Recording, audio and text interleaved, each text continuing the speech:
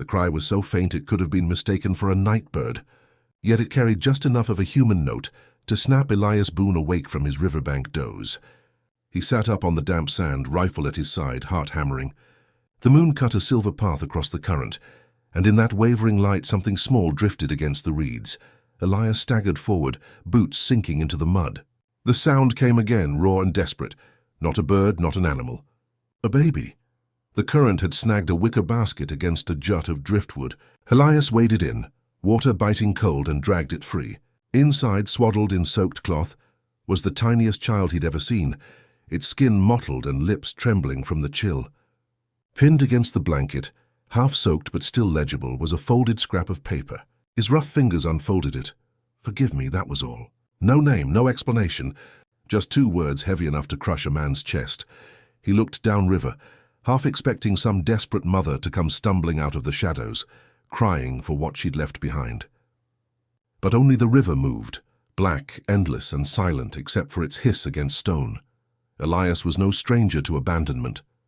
The frontier had taken his wife during childbirth, and the fever had carried their boy before his second winter. He had long since stopped believing in second chances. And yet, here one lay, squirming and weak in his arms, a living question the West itself had hurled into his path. He carried the basket up the bank toward his horse, trying to slow his breathing. The baby whimpered, each sound fraying his resolve. His cabin lay 5 miles north through scrub and pine, a lonely shack with a single cot and cold hearth, a place unfit for another soul. Still, he mounted up, holding the child close beneath his coat. Every hoofbeat echoed like judgment. Whose child was this? Why the note? And what devilry drove a parent to set it adrift in midnight waters? By the time his cabin lantern flickered against the log walls, the baby's cries had softened into shallow breaths. Elias laid it on the cot, staring at the note again. "Forgive me." Outside wind scraped across the pine needles like whispers. Then came something heavier. Not the wind, not the river, hoofbeats slow. Approaching and stopping just beyond the dark line of trees, the hoofbeats stopped, leaving only the restless hiss of the pines. Elias stood in the cabin's doorway, rifle slung but not lifted, every sense sharpened to a needle's point. "Boone," a voice called softly, a man's voice steady, too calm for midnight. "You found it, didn't you?" The child stirred on the cot, releasing a small cry as if answering. Elias's throat tightened. He stepped outside, lantern in hand, casting light across the clearing. A lone rider sat his horse at the tree line. Elias couldn't make out his face beneath the brim, but the way he sat, straight-backed, deliberate, spoke of confidence. "Not a drifter, not lost. What are you after?" Elias asked, his voice low. The rider tilted his head, ignoring the question. "River gave up something tonight. That basket wasn't meant for you." The words crawled beneath Elias's skin. He'd seen enough of men to know when one meant to take, no matter the cost. He tightened his grip on the lantern. "A baby's inside," he said. "Left to die." "I'll not hand it over." The rider's silence stretched too long. Finally, he nudged his horse back into the shadows. "Then think on what comes. You keep it, Boone. You carry their sin." The hoofbeats retreated, swallowed by the trees. Elias remained still, lantern shaking faintly in his hand. "Forgive me." The note echoed like a curse. Whoever left that child hadn't simply abandoned it. They'd marked it and him along with it. Back inside, the baby cried louder, tiny fists thrashing. Elias set the lantern down and held the child awkwardly, rocking with a stiffness he hadn't known in years. The last time he'd done this, his wife had been beside him, her laughter soft, her hair damp from the fire's heat.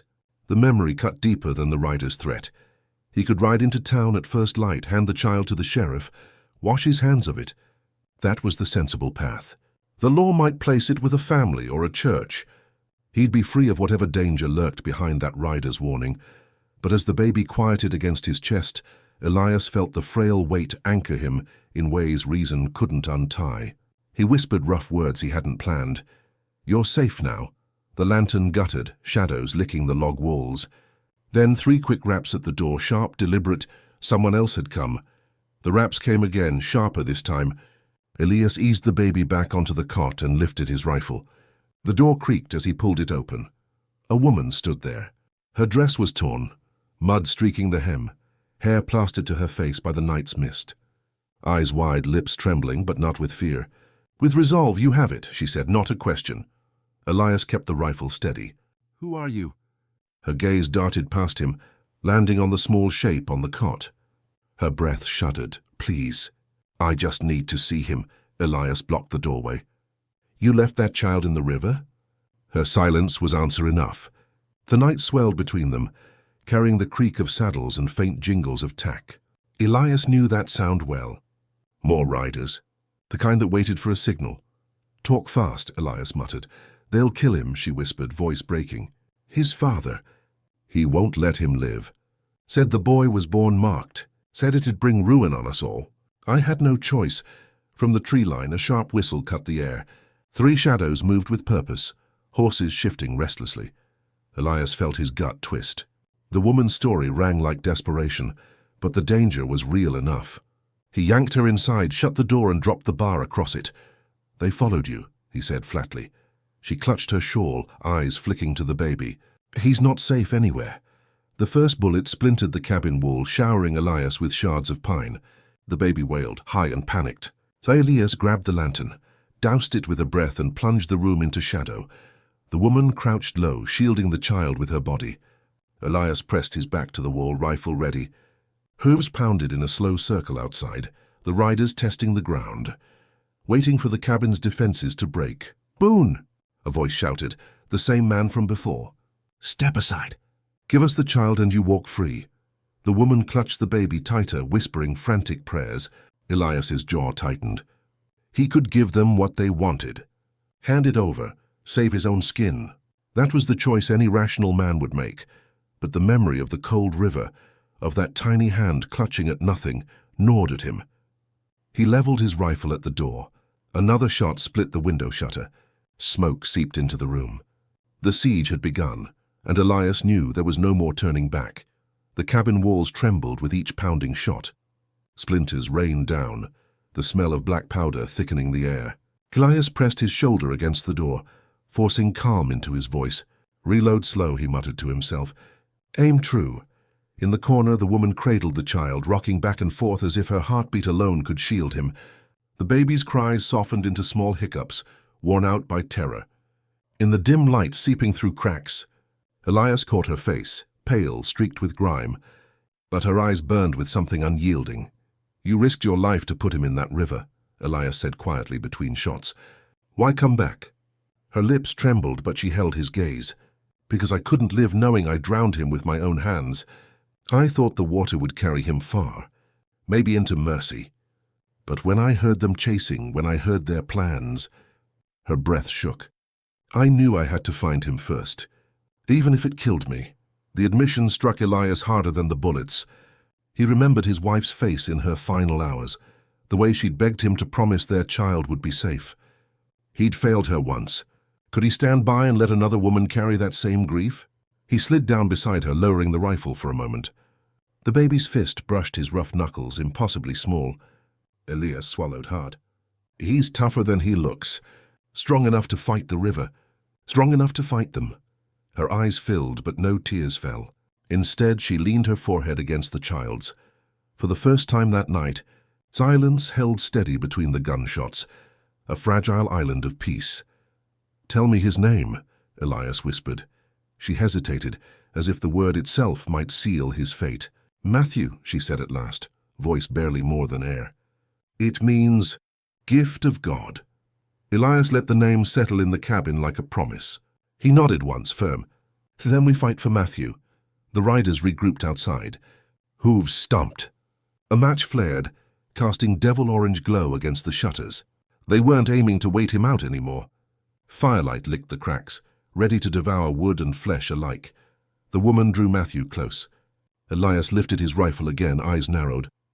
Hope burned alongside danger, and the balance between them hung by a single trigger pull. The first torch hit the roof, sparks raining down as dry pine crackled hungrily. Smoke coiled into the cabin, stinging Elias's eyes. He coughed, then barked a command. "Stay low, keep Matthew covered." The woman dropped flat, shielding the infant. Elias kicked open the back door, rifle at the ready. Moonlight flooded in, silver on the grass, smoke curling above the cabin. The riders had spread into a half-circle, faces ghostly in the firelight. The leader sat tall in the saddle, torch in one hand, pistol in the other. His eyes gleamed beneath the brim. "Last chance, Boone, that child don't belong to you." Elias stepped out into the open, rifle raised. "Maybe not," he called, voice rough, "but he sure as hell don't belong to you."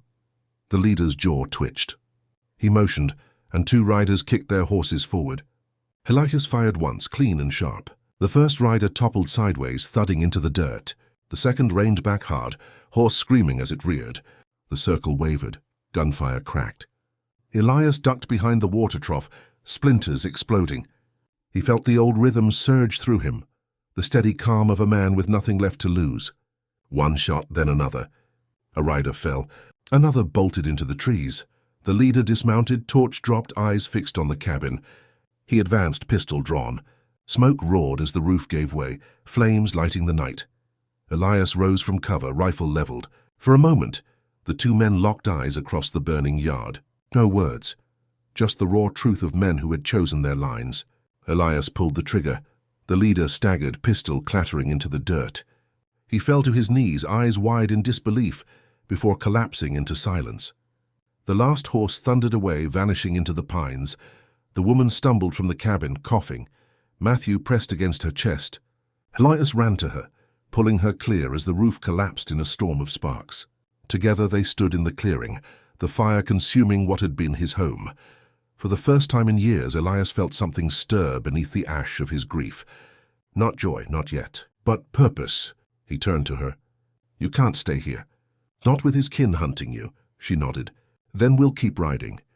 Together if you'll have us." Elias looked at the baby, tiny eyes fluttering, fists clenched as if holding onto the world itself. He touched Matthew's brow gently. "Then we'll keep him safe." Years later, travelers spoke of a boy raised by a quiet rancher and a woman with fire in her eyes. They said he grew strong, like the river that had once tried to claim him. And on nights when the wind swept across the valley, Elias Boone would sit beneath the pines watching the stars and remember the note that had changed everything. "Forgive me." The final frame, a burnt cabin's chimney standing alone against the sunrise, smoke drifting upward like a prayer.